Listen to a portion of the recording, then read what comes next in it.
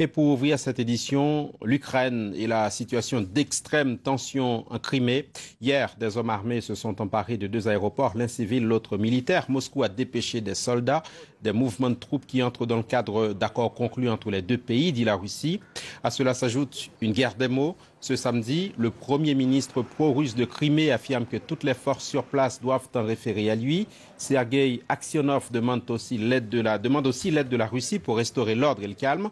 Réponse immédiate du Kremlin, on ne va pas ignorer cette demande d'aide. Le Premier ministre ukrainien par intérim à Kiev affirme, lui, que Kiev ne répondra pas à, je cite, la provocation russe. Le ministre ukrainien de la Défense indique de son côté que l'armée est en état d'alerte. Des dizaines d'hommes armés patrouillent ce matin la ville de Simferopol. Ketevan Gorgestani. Visage masqué, uniforme militaire sans signe distinctif et kalachnikov à la main. Des hommes patrouillent toujours devant l'aéroport de Simferopol et assurent être de la région. Mais pour les nouvelles autorités ukrainiennes, pas de doute, ce sont bien des militaires russes. Ils seraient environ 2000 et leur présence sur le territoire ukrainien est vécue comme une véritable agression.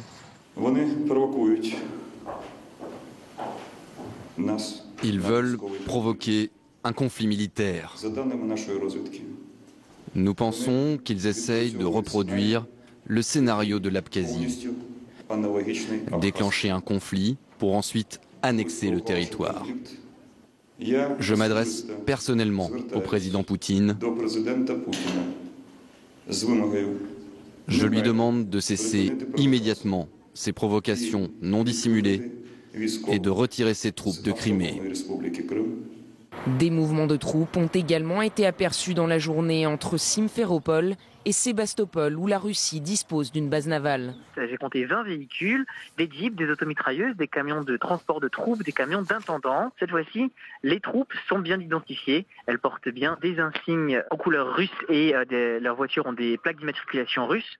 Rien d'anormal selon Moscou. Jeudi, les autorités russes avaient indiqué que ces déplacements de troupes entraient strictement dans le cadre des accords conclus avec l'Ukraine et ne nécessitaient donc pas l'autorisation de Kiev. Et cette présence militaire russe en Crimée est vivement dénoncée par les Occidentaux. Barack Obama a demandé leur retrait tout en menaçant. Il y aura, dit-il, un coût à une intervention militaire en Ukraine. Tour d'horizon des principales réactions avec Inès Solagaray. Une frontière survolée par des dizaines d'hélicoptères et des avions de transport de troupes. Les mouvements de troupes russes à sa frontière avec l'Ukraine, comme la présence de soldats non identifiés sur le territoire de Crimée, inquiètent la communauté internationale. Ce serait une violation claire des engagements russes sur le respect de l'indépendance, la souveraineté et les frontières de l'Ukraine, ainsi qu'une violation des lois internationales, que l'ensemble de la communauté internationale ne pourrait que condamner, alors qu'il y a quelques jours encore, tout le monde était en Russie pour les Jeux Olympiques. L'ambassadeur russe à l'ONU a immédiatement réagi, réaffirmant comme le président Poutine quelques heures plus tôt qu'il n'avait pas l'intention d'intervenir dans la crise ukrainienne. Bien sûr, comme vous le savez tous, nous avons un accord avec l'Ukraine sur la présence de navires de guerre russes en mer Noire. Ils sont basés à Sébastopol et nous agissons dans le respect de ces accords. L'ambassadeur ukrainien à l'ONU affirme lui que l'intégrité territoriale est clairement menacée par ces mouvements de troupes russes.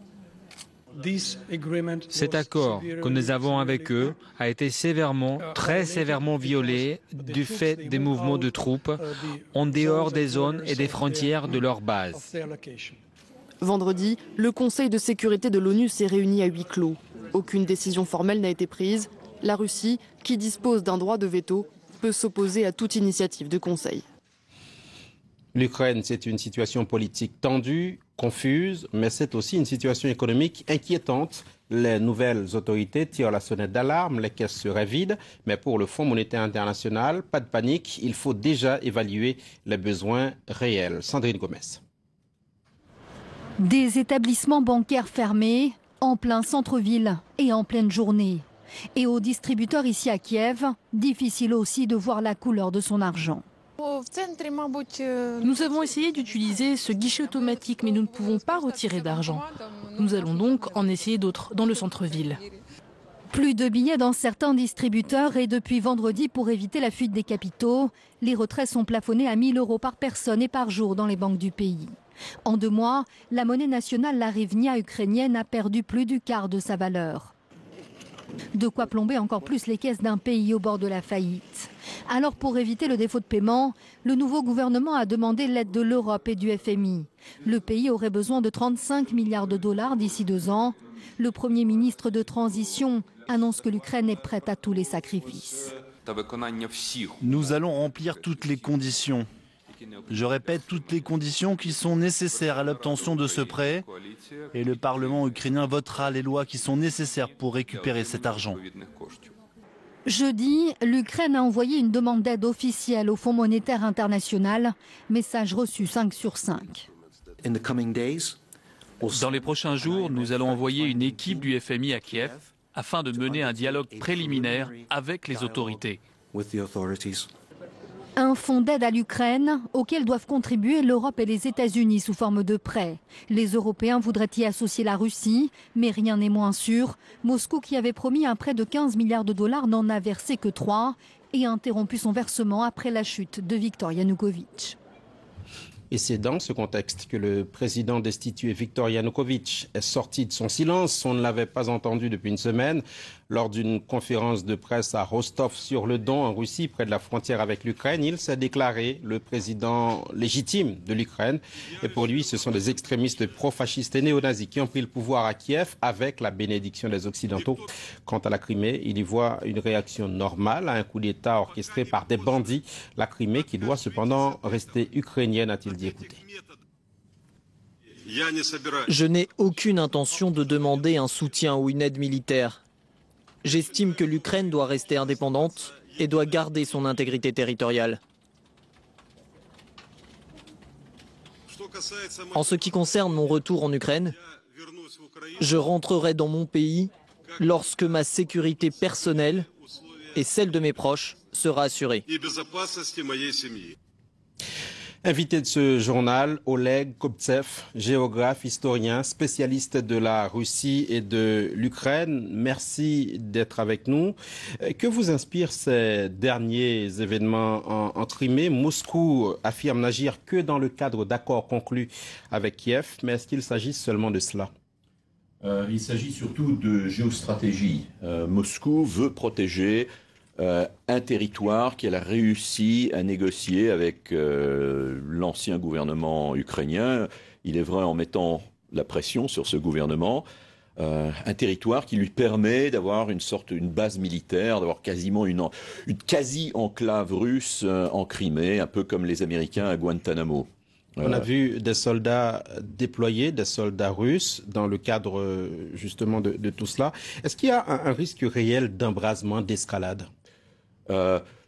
Sur place, non, dans la mesure où quand même la grande majorité des habitants sont des Russes, en fait, même pas des Ukrainiens russophones, mais plutôt des Russes, installés là en plus depuis longtemps, des Ukrainiens russophones ou bilingues qui sont plutôt pro-russes que pour Maïdan, et pas mal d'autres minorités, notamment les 12% de Tatars qui attendent de voir un peu à quelle sauce ils vont être mangés par les Russes ou par d'autres Ukrainiens. Donc là, la population, à mon avis, va rester calme. On voit dans la rue des miliciens ou des gens de la population qui soutiennent, en fait, il faut le dire, un gouvernement de Crimée qui s'est formé. Là, la Crimée est une république autonome. Et c'est un nouveau gouvernement qui vient de prendre le pouvoir, un gouvernement pro-russe, et qui semble avoir tout de même le soutien de la population. Donc il n'y aura pas de confrontation entre pro-russes et anti-russes en Crimée. La confrontation va se faire ailleurs. Que va faire le gouvernement ukrainien en place à Kiev en ce moment? Que va faire l'étranger? D'où mon autre question. Le gouvernement de Kiev issu de Maïdan se dit en état d'alerte dans la région de Crimée. Il appelle les Occidentaux à l'aide. Est-ce que Kiev a les moyens de s'opposer à la Russie? Kiev seul, certainement pas. Du point de vue tactique, simplement, Kiev n'a pas les moyens militaires pour intervenir. Ce serait le massacre. Et puis d'autre part, on l'a vu par exemple en Géorgie. L'Ukraine a beaucoup plus de moyens militaires que la Géorgie, Mais d'abord, l'Ukraine ça ne fait que quelques heures que l'Ukraine est en train de se réorganiser. Il faut également que le gouvernement de Kiev se demande si les officiers et les soldats vont les suivre. Il faut vraiment savoir qui va être loyal ou pas. Ce qu'on oublie de dire souvent dans les médias occidentaux, c'est qu'il y a beaucoup de troupes en Crimée qui sont restés loyales à Yanukovych. On voit par exemple plusieurs de ces fameux gardes des forces spéciales qui avaient fait tant parler d'elles au moment des confrontations sur la place Maïdan, qui contrôlent beaucoup de checkpoints sur les routes de Crimée. Donc ça ne va pas être simple du tout. C'est pour ça, à mon avis aussi, l'Occident ne peut évidemment pas envoyer des troupes. La France ou d'autres pays de l'Union européenne ou les États-Unis n'ont quand même pas attaqué la Russie sur cette affaire. Ça irait beaucoup trop loin, là.